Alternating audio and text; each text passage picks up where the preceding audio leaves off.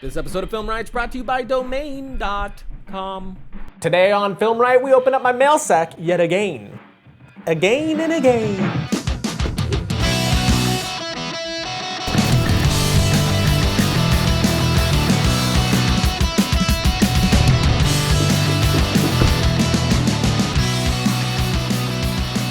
Welcome to Film Riot, the show that takes the mystery out of the effects and techniques to go to some of your favorite Hollywood films. I'm your host, Ryan Conley, and as you can see today, we're once again in my office. The reason for that is we're doing a mail sack episode, where I ask you guys on Twitter and Facebook to send me some questions you would like to see answered on the show. I picked from those, and we're going to answer them. The reason we're doing that is because I wanted to make sure I could still get out an episode for you guys in the midst of us doing some bigger projects for Film Riot, because I don't like missing episodes. I have separation anxiety, and I miss you. But we got cool stuff coming, like next week we're going to be doing some Harry Potter effects, and a little bit after that we're going to be doing some stuff about cowboys and aliens, and I have a Red Epic coming, so we're going to be doing an episode on that, maybe something like the Red Epic versus the 5D, I don't know. But we're going to be playing with it for the first time. I've never gotten my hands on one, so I'm really excited to use it and show it to you guys. But let's not delay any longer. Let's get to the first question.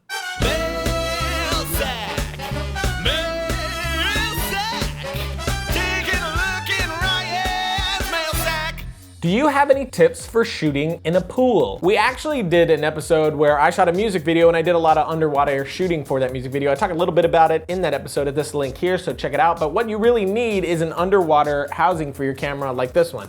I got this one for pretty low budget. I think it was around $100 or maybe lower, so it actually made adjusting focus very difficult because it only has these holes for you to put your fingers through, where some of the more expensive ones make it a lot easier for you to pull focus. So I would have to really pull focus before we did the shot and try to stay at the same distance the entire time from the actors under the pool. It's also very hard to see what you're shooting, so half the time it's kind of a guessing game. Another thing you could do is get the GoPro cameras, which are pretty cheap, and you can get an underwater housing for those, and those look great as well, and they're a lot easier to use since they're like just these little thingamabobbers. Ken says, how in the world do you find all the time? It's actually not that difficult. I found you time. Bullshit, you're cheating. Another question on Twitter asks, I saw in a Tell episode a sort of monitor where you can see the footage and a box with the aspect ratio, I think. Can you explain? I've been asked that question a lot of times, and that's actually something that the Canon XL-H1 just sends to the monitor as just one of its options, which I really, really loved about that camera and was extremely helpful. With other cameras, I would have to get like some tape or something and just make the marker of where that 235 point would be. So the fact that that camera has it on there to make that marker is great. But you'll see a lot of times, even in professional film productions, that they'll put a marker on monitors a lot of times. And even some monitors come with that option inside the monitor itself. And I've said monitor like 25 times. Courtney asks another question about Tell and asks, have you figured out how fans around the country will be able to see Tell? We still have not locked that down yet. I know that it's going to be streaming in some fashion for you guys, and I'm trying to make it free, but we'll have to wait and see, fingers crossed. And I think we're going to do DVD sales later on, but at first I just wanted to make it as easy as possible for you guys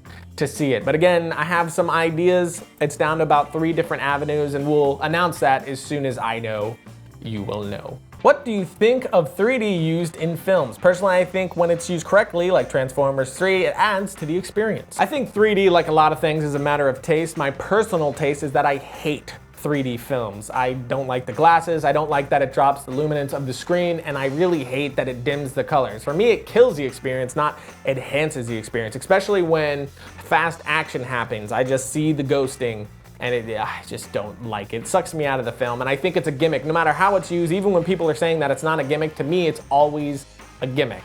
But I don't know, maybe in the future they'll come up with some way to do 3D that doesn't suck horribly. Like if I'm putting glasses on my face, I'm probably not going to like it.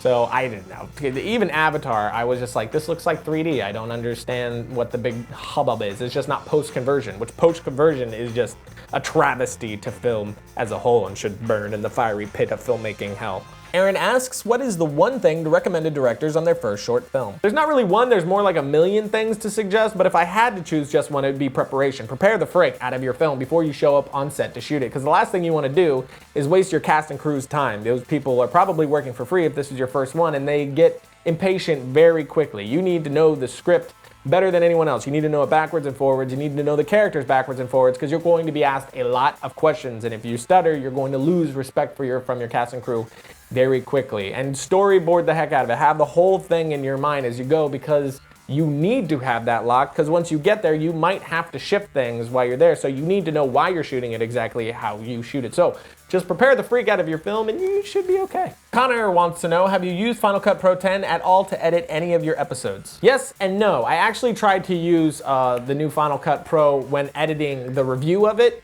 but it crashed so many times that I had to give up and go back to Final Cut Pro 7. It was infuriating. I had a lot edited, and then all of a sudden it just crashed on me and wouldn't open again until I deleted my project files and all my import files out from where Final Cut Pro saw them to be, so it would open again, because all of a sudden it decided that they were corrupt even though it was all done within this program. So then I tried to just start over, and then midway through editing, it all of a sudden lost the footage. It could no longer be found, media offline. And since the geniuses at Apple decided that there's no need to be able to reconnect to media, I was screwed yet again. And then on the third time, I had more issues with crashing, and I finally just said screw it and went back to Final Cut Pro 7 because I'm on a deadline, and as a professional, I can't waste time with crap like that.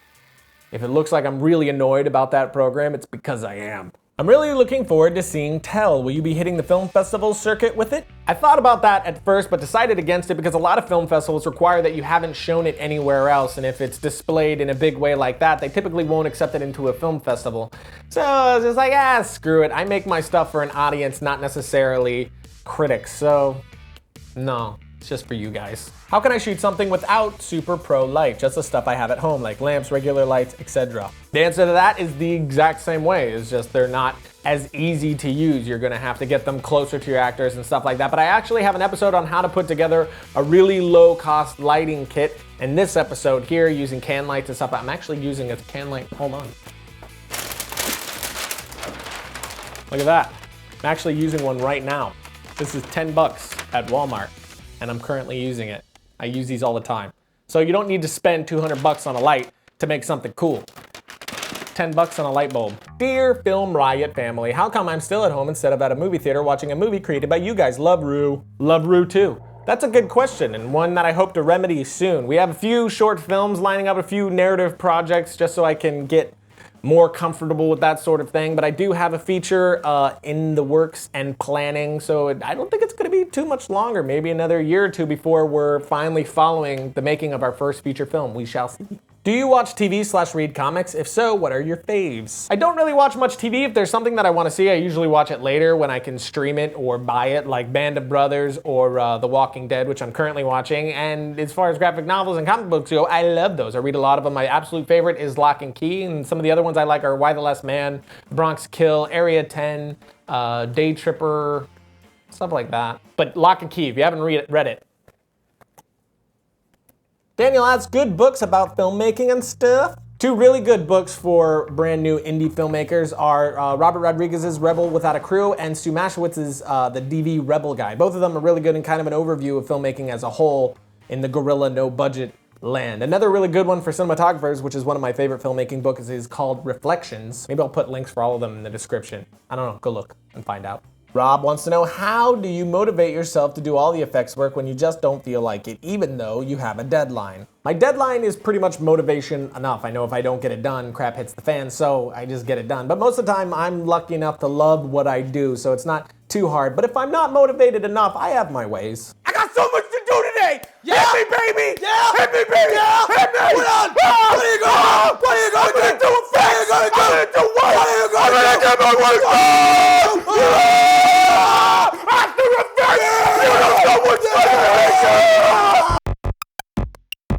When it comes to video, the internet is where it's at. I think cable is a dying animal, and for me, it's already dead. I've told you guys before, if I can't stream it, I'm usually not interested. So with that in mind, if you make videos of any kind and you want to show them off on the web, what you want is a .tv from domain.com. It's a perfect domain name to start your online video site. With a .tv website, you control your content and look more professional than just having a YouTube channel. If you want to showcase your work, get seen on .tv.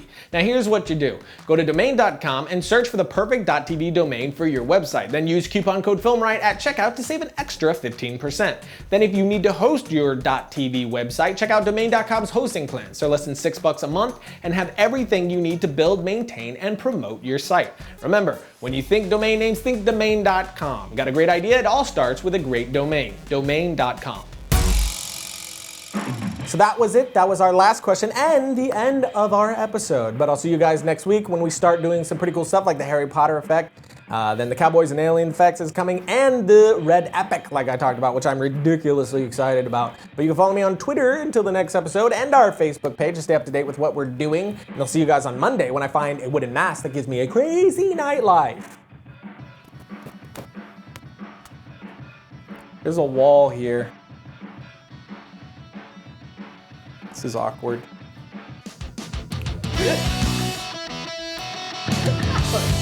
Don't laugh, because I don't want to get hit